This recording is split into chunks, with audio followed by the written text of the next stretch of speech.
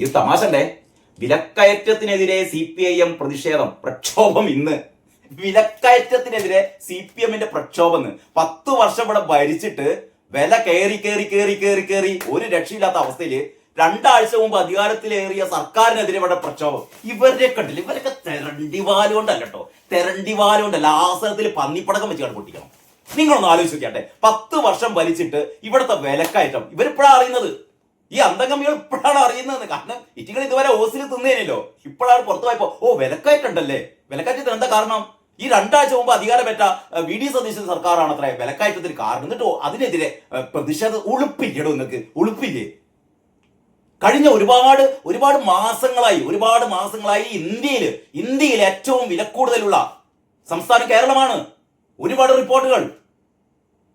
ഇത് പിടിച്ചു നിർത്താൻ, ഈ വിലക്കയറ്റം പിടിച്ചു നിർത്താൻ പിണറായി വിജയന് കഴിഞ്ഞിട്ടില്ല. വിലക്കയറ്റം പിടിച്ചു നിർത്തണമെങ്കിൽ സിവിൽ സപ്ലൈസിനെ ശക്തമാക്കണം. ഇവിടെ കഴിഞ്ഞ ദിവസം സതീശൻ പറഞ്ഞില്ലേ, 3000 കോടിയാണ് സിവിൽ സപ്ലൈസിന് കൊടുക്കാനുള്ളത്. പിന്നെ സിവിൽ സപ്ലൈസ് എങ്ങനെയാണ് ഈ പൊതുവിപണിയിൽ ഇടപെടുക? എങ്ങനെയാണ് വില കുറയ്ക്കാനുള്ള നടപടികൾ എടുക്കുക? ഒന്നും ചെയ്യാൻ പറ്റില്ല. ഇവരിമാതിരി തല എന്റെ ഫുൾ ഫിഗർ തല എന്ന് പറഞ്ഞാണ്ട് മറ്റേ ബോർഡടിക്കാനും നീന്തൽക്കുളം ഉണ്ടാക്കാനും ലിഫ്റ്റ് ഉണ്ടാക്കാനും ഹെലികോപ്റ്റർ, പറക്കാത്തൊരു ഹെലികോപ്റ്റർ കണ്ടത്തിൽ നിർത്തിയിട്ടുള്ള ഹെലികോപ്റ്ററിന് വാടക കൊടുക്കാനും 45 കാറുകളുടെ അകമ്പടി, ഇതിനൊക്കെയല്ലേ പിണറായി വിജയൻ ശ്രമിച്ചത് അല്ലേ? സിവിൽ സപ്ലൈസിന്റെ മര്യാദയ്ക്ക് നേരാവണ്ണം അവരുടെ കുടിശ്ശികൊന്നും വരുത്താതെ മുന്നോട്ട് പോയിരുന്നെങ്കിലേ ഈ വിലക്കയറ്റൊന്നും ഉണ്ടാകുകയായിരുന്നില്ല. നിങ്ങൾ 10 വർഷം ഭരിച്ചിട്ട് ഇവിടെ ആകെ വിലക്കയറ്റം കൊണ്ട് പൊറുതിമുട്ടുമ്പോ ഇതൊക്കെ ആൾക്കാർക്ക് അറിയില്ലടോ. നിങ്ങൾക്ക് ഒരു വിവരമുള്ള ആൾക്കാർ നിങ്ങളുടെ കൂട്ടത്തില്. VD സതീശൻ സർക്കാർ അധികാരത്തിൽ ഏറി ഒരു കൊല്ലൊക്കെ കഴിഞ്ഞ് അല്ലെങ്കിൽ 1-2 കൊല്ലൊക്കെ കഴിഞ്ഞിട്ട് വില കയറുകയാണെങ്കിൽ മനസ്സിലാക്കാം. ഇവർ ഈ കഴിഞ്ഞ ഒരു വർഷം ഭരിച്ചിട്ട് എന്താ ചെയ്തത്, വിലക്കയറ്റം ഇവർ പിടിച്ചു നിർത്തിയില്ല എന്നൊക്കെ നമുക്ക് പറയാം. ഇത് അധികാരത്തിൽ കയറിയിട്ട് ഇങ്ങോട്ട് വന്നിട്ടുള്ളൂ, പടി കയറണുള്ളൂ, ആകെ 2 ആഴ്ച ആയിട്ടുള്ളൂ. അപ്പോഴത്തേക്ക് ഇവിടുത്തെ വിലക്കയറ്റത്തിനൊക്കെ കാരണം ആരാണ്? VD സതീശൻ സർക്കാരാണ്. ഈ ദേശാഭിമാനി നമ്മൾ വായിച്ചാലേ ഭ്രാന്ത് പിടിക്കും, നട്ടഭ്രാന്ത് പിടിക്കും കേട്ടോ. പ്രകോപിപ്പിച്ച് US, തിരിച്ചടിച്ച് ഇറാൻ. അപ്പോഴും ഇറാൻ എന്ത് തെമ്മാടിത്തം ചെയ്താലും സഖാക്കൾക്ക് ഇറാൻ വേണ്ടപ്പെട്ട ആളാണ്. അതായത് തലക്കെട്ട് കണ്ടില്ലേ, കുവൈത്ത് നടുങ്ങി, പ്രകോപിപ്പിച്ച് US. ഇത് ഹെഡിങ് കേട്ട കാര്യം US ആണ്, അമേരിക്കയാണ് ആക്രമണം നടത്തിയതെന്നാണ് പെട്ടെന്ന് നമ്മൾ കരുതുക. പ്രകോപിപ്പിച്ച് US. അപ്പം ഇറാൻ എന്ത് ചെയ്തു? അപ്പോൾ ഇറാൻ തിരിച്ചടിച്ചതാണ്. അതൊരു പ്രശ്നമൊന്നുമില്ല എന്നാണ് പറയുന്നത്. കുവൈത്ത് നടുങ്ങി. ഈ ഇന്ത്യക്കാരൻ മരിച്ച വാർത്തയൊക്കെ എവിടെയാണെന്നറിയോ? അതായത് ഈ വാർത്തയുടെ 1, 2, 3, 4, 5, 6 പാരഗ്രാഫ് ഒക്കെ കഴിഞ്ഞിട്ടാണ് ആക്രമണത്തിൽ ഇന്ത്യക്കാരൻ കൊല്ലപ്പെട്ടു, 63 പേർക്ക് പരിക്കേറ്റു. ആക്രമണത്തിൽ ഇന്ത്യക്കാർ കൊല്ലപ്പെടുന്നതൊന്നും ദേശാഭിമാനിക്ക് ഒരു പ്രശ്നമൊന്നുമില്ല. പക്ഷെ ഇറാനെ തുടരുത്. ഇറാനിലെ അവിടുത്തെ റവല്യൂഷണറി ഗാർഡ്സ് കോപ്സ് എന്ന് പറഞ്ഞാൽ ഇവരുടെ DYFI പോലെ SFI പോലുള്ള ഒരു സംഘടനയാണെന്നാണ് ഇവരുടെ ഒരു വെപ്പ് കേട്ടോ. സോറി. ഇനി മെയിൻ സ്റ്റോറി. തലങ്ങും വിലങ്ങും മാറ്റിയത് രോഗികളടക്കം 1982 ജീവനക്കാരെ സർക്കാരിനെ ചോദ്യമുനയിലാക്കി പ്രതിപക്ഷ പ്രതിഷേധം. അതായത് സ്വാഭാവികമായും ഏത് സർക്കാർ അധികാരത്തിലെത്തിയാലും അഴിച്ചുപണി ഉണ്ടാവും, ഉദ്യോഗസ്ഥരെ മാറ്റും. ഇത് ഇവരുടെ വർത്താനം കണ്ടിയായിരിക്കും. LDFകാർ കഴിഞ്ഞ 10 വർഷം ഭരിച്ചപ്പോ ഒരു ഉദ്യോഗസ്ഥനെയും സ്ഥലം മാറ്റിയിട്ടില്ല എന്നാണ് ഈ വങ്കന്മാര് പറയുന്നത്. ഞാൻ പല പ്രാവശ്യം പറഞ്ഞു, ഇവരുടെ വിചാരം ആൾക്കാരൊക്കെ പൊട്ടന്മാരാണ് എന്നാണ്.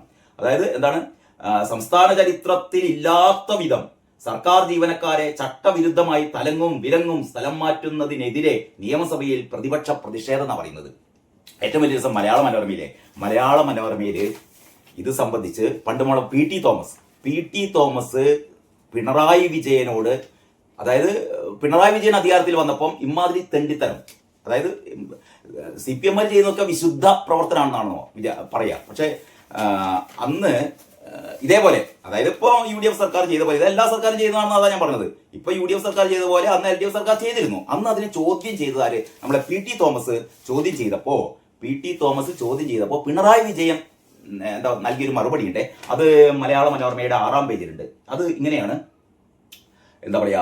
ഒന്നാം പിണറായി സർക്കാരിന്റെ കാലത്ത് ജീവനക്കാരുടെ സ്ഥലം മാറ്റത്തിൽ PT തോമസിന് നിയമസഭയിൽ പിണറായി വിജയൻ നൽകിയ മറുപടി പരാമർശിച്ചായിരുന്നു മുഖ്യമന്ത്രിക്ക് വേണ്ടി സഭയിൽ ഇന്നലെ മന്ത്രി സണ്ണി ജോസഫിന്റെ മറുപടി. അതായത് ഈ സംഭവം ഇന്നലെ നിയമസഭയിൽ വന്നപ്പോൾ സണ്ണി ജോസഫ് മറുപടി പറയുകയാണ്. അപ്പോൾ സണ്ണി ജോസഫ് കൃത്യമായി ഓർമ്മിപ്പിച്ചു, അന്ന് PT തോമസ് നിങ്ങൾ ഇതേപോലെ ചെയ്തപ്പോൾ PT തോമസ് ഇതിനെ ആക്ഷേപിച്ചപ്പോൾ അന്ന് മുഖ്യമന്ത്രിയായിരുന്ന ഇന്നത്തെ പ്രതിപക്ഷ നേതാവ് പിണറായി വിജയൻ നൽകിയ മറുപടി സണ്ണി ജോസഫ് എന്ത് ചെയ്തു? സണ്ണി ജോസഫ് നിയമസഭയിൽ ഓർമ്മിപ്പിച്ചു. അതിങ്ങനെയാണ്: സെക്രട്ടേറിയറ്റിലെ വിരമിക്കലും മന്ത്രിമാരുടെ പേഴ്സണൽ സ്റ്റാഫിൽ വന്ന മാറ്റങ്ങളും കാരണം സ്ഥലം മാറ്റം വേണ്ടി വന്നു എന്നും. അതായത് പിണറായി വിജയൻ പണ്ട് പറഞ്ഞതാണ്. ഇതാ ഞാൻ പറഞ്ഞത്, പിണറായി വിജയൻ പ്രതിപക്ഷ നേതാവായിരിക്കുന്നിടത്തോളം കാലം ഇവിടുത്തെ UDF ചെയ്യുന്ന അല്ലെങ്കിൽ VD സതീശൻ സർക്കാർ ചെയ്യുന്ന ഒരു നടപടിയും വിമർശിക്കാൻ LDF പറ്റില്ല, പിണറായിക്ക് പറ്റില്ല. കാരണം ഇവരിനി എന്തൊക്കെ UDFകാരിനി എന്തൊക്കെ ചെയ്താലും അതിന്റെ 1000 10,000 മടങ്ങ് തെണ്ടിത്തരം ചെയ്ത ആളാണ് ഈ കുത്തിരിക്കുന്നത്. ഇയാൾക്ക് പിന്നെ ഇങ്ങനെ ചോദ്യം ചെയ്യാൻ പറ്റുക? എങ്ങനെ ചോദ്യം ചെയ്യാൻ പറ്റുക? അപ്പോഴാണ് PT തോമസ് പണ്ട് ഈ ഇത്തരം സംഭവങ്ങളെ ചോദ്യം ചെയ്തപ്പോൾ, ഈ സ്ഥലം മാറ്റത്തിന്റെ ചോദ്യം ചെയ്തപ്പോൾ പിണറായി വിജയൻ അന്ന് പറഞ്ഞ മറുപടി ഇങ്ങനെയാണ്: സെക്രട്ടേറിയറ്റിലെ വിരമിക്കലും മന്ത്രിമാരുടെ പേഴ്സണൽ സ്റ്റാഫിൽ വന്ന മാറ്റങ്ങളും കാരണം സ്ഥലം മാറ്റം വേണ്ടി വന്നു എന്നും ഒരു സ്പെഷ്യൽ സെക്രട്ടറി പ്രൊമോഷൻ ആയാൽ 14 ഉദ്യോഗസ്ഥർക്ക് അതിന്റെ ഭാഗമായി മാറ്റം ഉണ്ടാകുമെന്നും പിണറായി അന്ന് നൽകിയ മറുപടിയാണ് പരാമർശിച്ചത്. വിഷയം ഉന്നയിച്ച PT തോമസിന് സ്ഥലജല വിഭ്രമം ബാധിച്ചു എന്ന് തോന്നുന്നുവെന്ന് അന്നത്തെ മുഖ്യമന്ത്രി പറഞ്ഞെങ്കിലും താൻ അങ്ങനെ പറയുന്നില്ലെന്ന് സണ്ണി ജോസഫ് പറഞ്ഞു. സഖാക്കളുടെ അണ്ണാക്കിലിട്ട് കണ്ട് പൊട്ടിച്ചു കൊടുത്തു ആര്? സണ്ണി ജോസഫ്. എന്താണ് സ്ഥലജല വിഭ്രമം? അതായത് പണ്ട് PT തോമസ് ഇക്കാര്യം ആക്ഷേപിച്ചപ്പം അന്നത്തെ മുഖ്യമന്ത്രി പിണറായി വിജയൻ പറഞ്ഞത് PT തോമസിന് സ്ഥലജല വിഭ്രമം ഉണ്ടായിരിക്കുകയാണ്, ഇതൊക്കെ സ്വാഭാവികമാണ്. ഇപ്പൊ എന്നിട്ട് UDF സർക്കാർ സ്ഥലം മാറ്റുന്നു, ദേശാഭിമാനി മെയിൻ സ്റ്റോറി അടിക്കുന്നു. ഏതായാലും സണ്ണി ജോസഫ് പറഞ്ഞു, അന്ന് നിങ്ങളെ മുഖ്യമന്ത്രി ഇപ്പൊ ഇരിക്കുന്ന ഈ കാരണഭൂതം അന്ന് പറഞ്ഞ പോലെ ഇത് ആക്ഷേപിച്ചവരെ സ്ഥലജല വിഭ്രമം ബാധിച്ചു എന്നൊന്നും ഞാൻ പറയുന്നില്ല, ഇതൊക്കെ വളരെ സ്വാഭാവികമായ നടപടിയാണ് എന്നാണ് സണ്ണി ജോസഫ് പറഞ്ഞത്. പിന്നീട് അളിയൻ നിയമനത്തിൽ മൗനം. അതായത് സണ്ണി ജോസഫിന്റെ അളിയനെയാണ് എന്താക്കിയത്?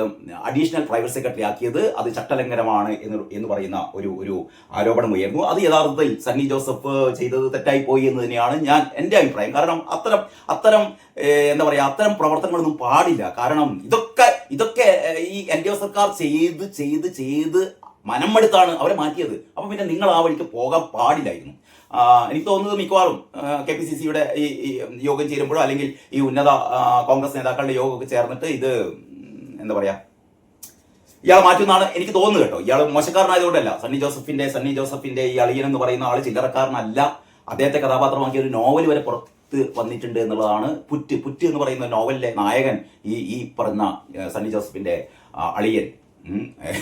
കഴിഞ്ഞ ദിവസം ഏഷ്യാനെറ്റിന്റെ ചർച്ചയിൽ ഒരു തമാശ ഉണ്ടായി. നമ്മുടെ ജയശങ്കർ വക്കീൽ പറഞ്ഞൊരു കാര്യം, ഈ അളിയൻ എന്ന് പറയുമ്പോൾ 2 രീതിയിൽ അളിയന്മാരാകാലോ. അതായത് ഒന്ന് ഭാര്യയുടെ സഹോദരൻ നമ്മൾ അളിയെന്നാണ് വിളിക്കുക. മറ്റൊന്ന് നമ്മുടെ സഹോദരിയുടെ ഭർത്താവും അളിയനാണ്. അപ്പോൾ ജയശങ്കർ വക്കീൽ പറഞ്ഞത്, സണ്ണി ജോസഫ് അളിയനെ അഡീഷണൽ പ്രൈവറ്റ് സെക്രട്ടറി ആക്കിയപ്പോൾ ഞാൻ വിചാരിച്ചു, ഭാര്യന്റെ സഹോദരനല്ലേ, നമുക്ക് ക്ഷമിക്കാം. കാരണം ഈ ഭാര്യമാരൊരു കാര്യം പറഞ്ഞിട്ട് അത് ചെയ്തു കൊടുത്തില്ലെങ്കിൽ പിന്നെ ഒരു സ്വസ്ഥതയും സമാധാനം ഉണ്ടാവില്ല. സണ്ണി ജോസഫ് പാവം ഭാര്യ കുത്തിത്തിരിപ്പുണ്ടാക്കിയപ്പോൾ ഭാര്യയുടെ സഹോദരനെ ആക്കിയതാണ്. പിന്നെയാണ് മനസ്സിലായത് ഭാര്യയുടെ സഹോദരനല്ല, എന്താ പറയാ, ഇയാളുടെ സണ്ണി ജോസഫിന്റെ സഹോദരിയുടെ ഭർത്താവാണ്. അത് ചെയ്യാൻ പാടില്ല. അപ്പൊ സഹോദരിയുടെ ഭർത്താവ് എന്ന് പറയുന്ന അളിയനെ അഡീഷണൽ പ്രൈവറ്റ് സെക്രട്ടറി ആക്കാൻ പാടില്ല. ഭാര്യയുടെ സഹോദരനാണെങ്കിൽ, അമ്മാതിരി അളിയനാണെങ്കിൽ, അല്ലെങ്കിൽ ആ വകുപ്പിൽപ്പെട്ട അളിയനാണെങ്കിൽ സണ്ണി ജോസഫിനെ കുറ്റം പറയാൻ പറ്റില്ല. കാരണം ആ മനുഷ്യന് ജീവിച്ചു പോകണല്ലോ ഭാര്യയുടെ മുന്നിൽ എന്ന് പറഞ്ഞൊരു തമാശ ജയശങ്കർ വക്കീൽ പറഞ്ഞിരുന്നു. ഞാൻ ജസ്റ്റ് ഓർമ്മിച്ചു പോയെന്നുള്ളൂ. അപ്പൊ ഏതായാലും ദേശാഭിമാനി അങ്ങനെ പണ്ട് സഖാക്കൾ ചെയ്തത് ഇപ്പൊ UDFകാർ ചെയ്യുമ്പോൾ ഇവരെന്ത് ചെയ്യാണ്? ഇവര് അതിനെതിരെ ആക്ഷേപിക്കുകയാണ്. വലിയ രീതിയിലാണ് അത് അവതരിപ്പിച്ചത് കേട്ടോ. പിന്നെ അധികാര ഇടനാഴിയിൽ പവർ ബ്രോക്കർമാരും ദല്ലാൾമാരും എന്നാണ് പിണറായി പറയുന്നത്. ഇയാൾ ഭരിക്കുമ്പോൾ ഇതൊന്നും ഇല്ലേനല്ലോ. അതിനുശേഷം മുറിവിൽ നിന്ന് വീണത് പുഴുക്കൾ, ആരും തിരിഞ്ഞു നോക്കിയില്ല. അതായത് മെഡിക്കൽ കോളേജ് ആശുപത്രിയിൽ ശസ്ത്രക്രിയ കഴിഞ്ഞ ഒരു രോഗിയുടെ കാലിൽ നിന്ന് പുഴുവരിക്കുന്നു. കെ മുരളീധരൻ ഇതിനെതിരെ അന്വേഷണത്തിന് ഉത്തരവിട്ടിട്ടുണ്ട്. വീണ ജോർജ് അന്വേഷണത്തിന് ഉത്തരവിട്ട പോലെയല്ല ഇത്. കാരണം അതിന്റെ റിപ്പോർട്ട് വന്നിട്ടുണ്ട്. അതിന് കുറ്റക്കാരായവർക്കെതിരെ നടപടി വരുന്നുണ്ട്. ആ രീതിയിലുള്ള ഫലപ്രദമായ ഇടപെടലുകൾ കെ മുരളീധരന്റെ ഭാഗത്തുനിന്ന് ഉണ്ടാകുന്നുണ്ട്. ഏതായാലും കഴിഞ്ഞ 5 വർഷം ഇവിടെ ഭരിച്ചിട്ട്, 5 വർഷമല്ല 10 വർഷം ഭരിച്ചിട്ട്, ആദ്യം KK ശൈലജയും അത് കഴിഞ്ഞ് വീണ ജോർജും കൂടി ആകെ എന്താ പറയാ കുട്ടിച്ചോറാക്കി വെച്ച ആരോഗ്യരംഗമാണ്. അത് പെട്ടെന്ന് ഈ കഴിഞ്ഞ 18-ാം തീയതിയിലെ അധികാരമേറ്റത് 3 ആഴ്ച ആയിട്ടില്ല. 3 ആഴ്ച ആവുമ്പോഴത്തേക്ക് നിങ്ങളിങ്ങനെ കുരുപൊട്ടല്ല എന്റെ സഖാക്കളെ, കുരുപൊട്ടല്ല. ഇതൊക്കെ നിങ്ങൾ ചെയ്തതിന്റെ തുടർച്ചയാണ്. അപ്പൊ മുറിവ് ഏതായാലും സഖാക്കന്മാര് ഇപ്പൊ ഉണർന്നിട്ട് ഡിവൈഎഫ്ഐ ഇതിന്റെ സമരമൊക്കെ നടക്കുന്നുണ്ട്. പണ്ട് ഒരു പെൺകുട്ടിയുടെ വലത് കൈ മുറിച്ചു കളഞ്ഞു അല്ലേ, ഒരു പെൺകുട്ടിയുടെ വലത് കൈ മുറിച്ചു കളഞ്ഞു, ശസ്ത്രക്രിയ ചെയ്ത യുവതികളുടെ വയറ്റിനുള്ളിൽ കത്രിക. അപ്പോഴൊന്നും ഡിവൈഎഫ്ഐക്കാർക്ക് ഇതൊന്നും പ്രശ്നമല്ല. ഇതൊന്നും ഡിവൈഎഫ്ഐക്കാർക്കും SFIക്കാർക്കും CPMകാർക്കും ഇതൊന്നും പ്രശ്നമില്ല. ഇപ്പൊ കാലിൽ നിന്ന് പുഴുവരിച്ചു എന്ന് പറഞ്ഞ വാർത്ത കേട്ടപ്പോഴത്തേക്ക് ഡിവൈഎഫ്ഐക്കാർ ആകെ എന്താ പറയാ കുരുപൊട്ടി. മറ്റൊന്ന് ഏറ്റവും പ്രധാനപ്പെട്ട ഒരു വാർത്ത 1-ാം പേജിൽ തന്നെ മലയാള മനോരമ കൊടുത്തത് കാഫിർ കേസിലും പുനരന്വേഷണം എന്നുള്ളതാണ്. കാഫിർ കേസ് അറിയാലോ, വടകരയിൽ ഷാഫി പറമ്പിലിനെ തോൽപ്പിക്കാൻ വേണ്ടിയിട്ട് KK ശൈലജയെ ജയിപ്പിക്കാൻ വേണ്ടിയിട്ട് CPMകാർ നടത്തിയ എന്താ പറയാ ഒരു ചെറ്റത്തരം അതല്ലാതെ അതിന് മറ്റൊരു വാക്കില്ല. ചെറ്റത്തരം, തെണ്ടിത്തരം. അതായിരുന്നു കാഫിർ സ്ക്രീൻഷോട്ട് വിവാദം. അതായത് ഷാഫി പറമ്പിൽ വർഗീയവാദിയാണ് എന്ന് വരുത്തി തീർക്കാൻ വേണ്ടിയിട്ട് ഇവര്